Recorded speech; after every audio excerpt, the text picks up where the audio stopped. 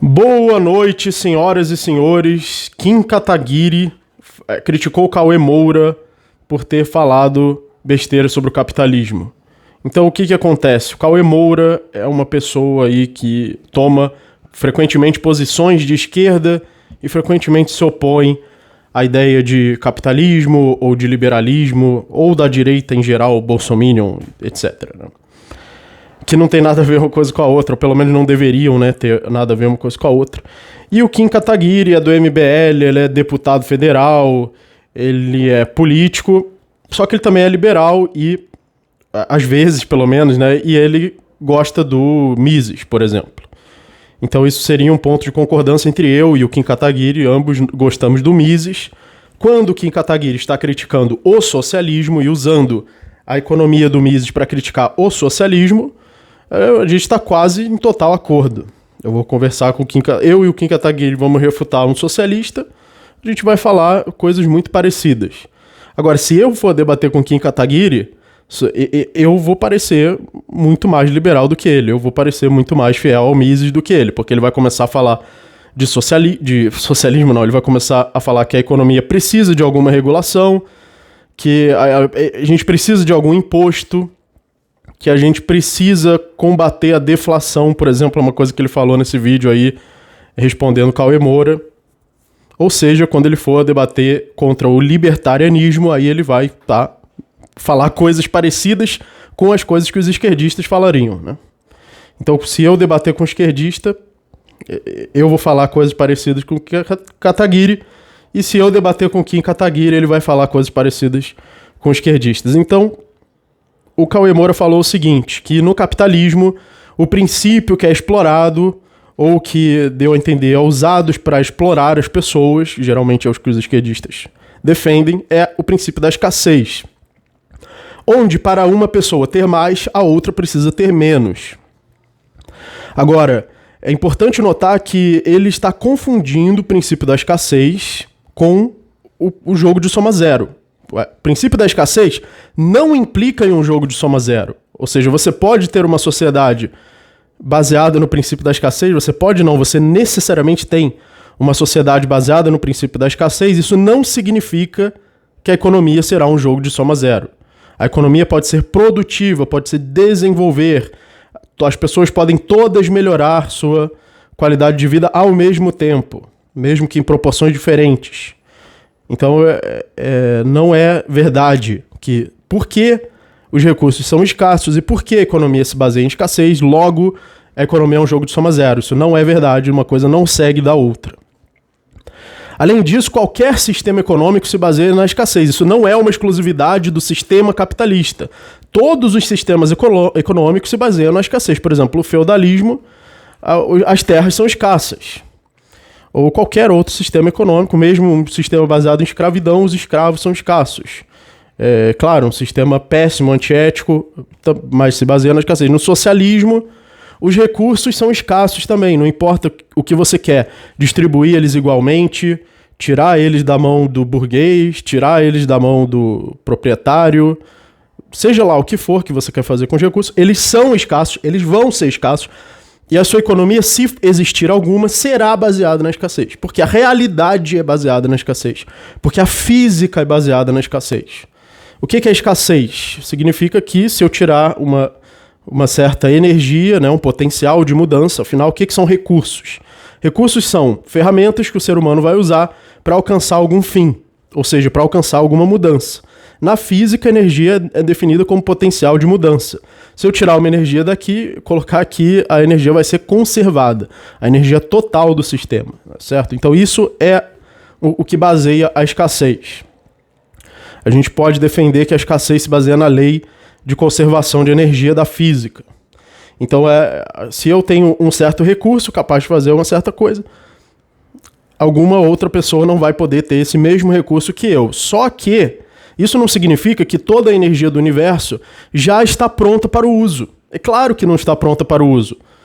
Por exemplo, a energia que existe no Sol e que é emitida pelos raios do Sol é maior do que a energia que o planeta Terra consome, que a civilização humana consome. Só que ela se espalha para todos os lados, pouco dela chega até a Terra.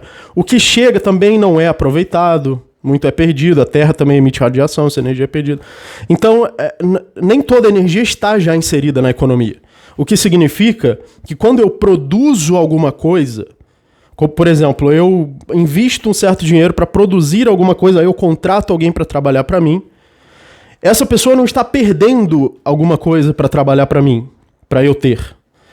O consumidor, quando ele paga, ele não está perdendo alguma coisa para eu poder lucrar.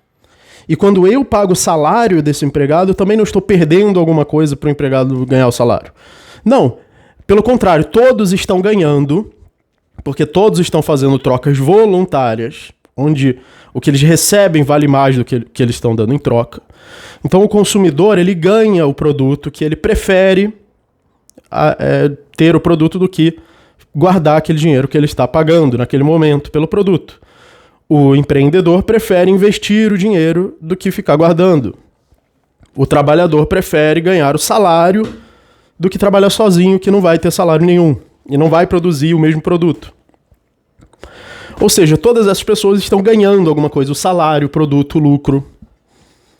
Algumas vezes um negócio não dá certo, e aí o empreendedor também se dá mal, ou seja, ele está se arriscando também, né?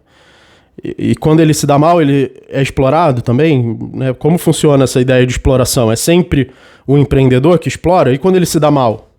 O Cauê Moura investiu um dinheiro aí em cenário, em microfone, equipamento, e se esse canal, por algum motivo, não desse certo amanhã? Ele investiu esse dinheiro e está correndo risco aí, né? Será que ele acredita que ele mesmo é um explorador, como o Kim Kataguiri apontou? O Cauê Moura faz parte de 1% mais rico da população. Será que ele próprio se considera um explorador? Como funciona isso, né? Então o Kim Kataguiri deu explicações corretas sobre o capitalismo, sobre o livre mercado, sobre trocas voluntárias. Agora, lembrando, essas explicações corretas, elas estão descrevendo o livre mercado.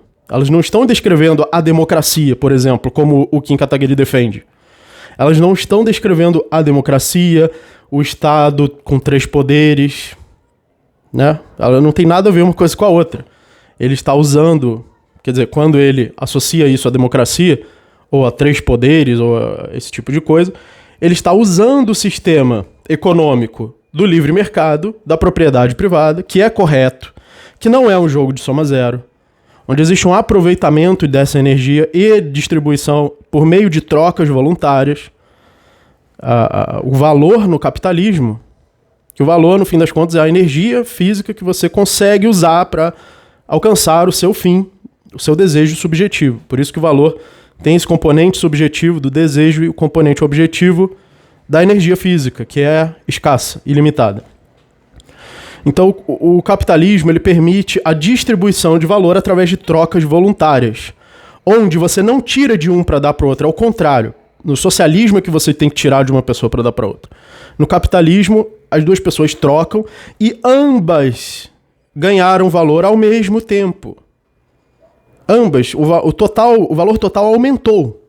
Então ele não é só a energia, porque pela lei de conservação de energia, a energia continua a mesma, mas o valor total aumentou, porque tem um componente subjetivo no valor, que é o desejo que move a ação humana, que se torna os fins da ação humana. E esse desejo é inverso, numa troca voluntária. Então, se A troca com B, A valoriza mais o que é de B e B valoriza mais o que é de A.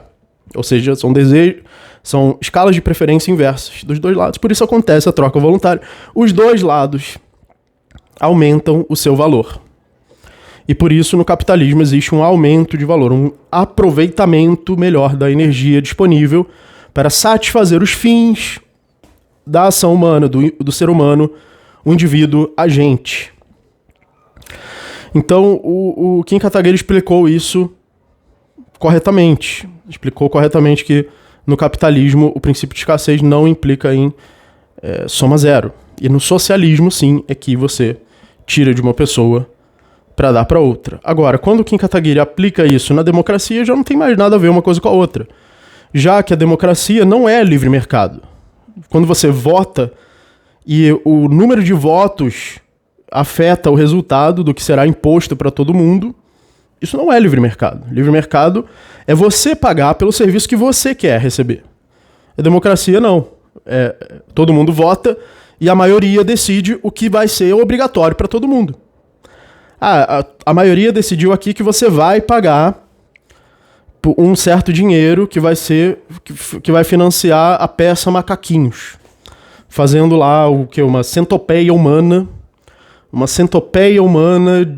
exibindo lá giratória para todo mundo ficar olhando lá a centopeia humana, e você vai pagar obrigatoriamente por isso. Como um exemplo de coisa idiota que a gente é obrigado a pagar porque vem do imposto, né? Mas é descontado do imposto porque tecnicamente é descontado do imposto. Bom, de qualquer forma, aquilo só está acontecendo porque eu pago imposto, né? Não mudou nada. Você deu ou deixou de tirar. Então, isso não é o livre mercado e o Kim Kataguiri defende. Então, existe essa inconsistência nas ideias do Kim Kataguiri, onde ele tem o livre mercado de um lado e a democracia do outro, e ele tenta fazer parecer que são a mesma coisa, mas não são, tá? São duas coisas extremamente conflitantes, extremamente diferentes e extremamente contrárias uma à outra. Existe um exemplo, que é um meme, que tinha 2 sorvetes, um de chocolate e um de baunilha. Aí estava escrito aqui, 51% votou em baunilha e 49% prefere chocolate, então todo mundo vai comer baunilha. Isso é democracia, tá? É assim que funciona a democracia. Já o livre mercado, como ele funciona? Eu prefiro chocolate, eu compro com o meu dinheiro o meu sorvete de chocolate e como um sorvete de chocolate. Você prefere de baunilha? Você compra com o seu dinheiro o sorvete de baunilha e toma sorvete de baunilha. A outra pessoa prefere sorvete de menta com blueberry. Então aí, o que eu faço? Você prefere menta com blueberry? Então eu vou fazer o seguinte, eu vou lançar esse sabor aqui de menta com blueberry e vamos ver se as pessoas vão comprar. Se comprarem, eu continuo produzindo. E aí você compra o seu de menta com blueberry. Daqui a pouco as pessoas inventam novos sabores e vendem os novos sabores também. Ou seja, você tem lá não apenas muitos sabores diferentes, isso é uma analogia, tá? Que se aplica a qualquer produto ou serviço. Isso é um exemplo de como funciona o livre mercado, tá? E daqui a pouco as pessoas criam coisas novas, produzem coisas novas, consomem coisas novas. Às vezes você descobre que você gosta de uma coisa que você nem sabia que gostava. Então é assim que funciona o livre mercado. Muito diferente da democracia. A democracia tá lá. Você vai querer ser governado pelo Bolsonaro ou pelo Lula? Pode votar, a maioria vai ganhar e todo mundo vai ter que aceitar a decisão da maioria. Tá? E você vai ter que pagar o salário dele, mesmo que não tenha votado nele. Tá? Então, isso não tem nada a ver com o livre mercado, né? É uma inconsistência associar o livre mercado ao Estado e à democracia. Não são a mesma coisa, não dependem um do outro, tá? Claro que o Kim Kataguiri, pelo que eu conheço dele, ele vai dizer que tem sim a ver uma coisa com a outra. O próprio Mises já disse que tem, mas em outros textos ele deixou implícito que o indivíduo poderia se separar do Estado e viver apenas com a propriedade privada. Essa ideia deu origem depois ao anarcocapitalismo do discípulo do Mises, que é o Murray Rothbard. Quem estuda isso já sabe. Bom, então é isso. Existe uma certa inconsistência na ideia do Kim Kataguiri, mas quando ele questiona a esquerda, quando ele questiona o socialismo, quando ele explica o funcionamento do capitalismo para um socialista, aí ele vai usar os mesmos argumentos de um libertário e está correto, certo? Se ele for debater com um libertário, aí a coisa fica muito diferente. Então não se esqueçam de se tornar membros do canal, de se inscrever no canal, apoiem esse canal.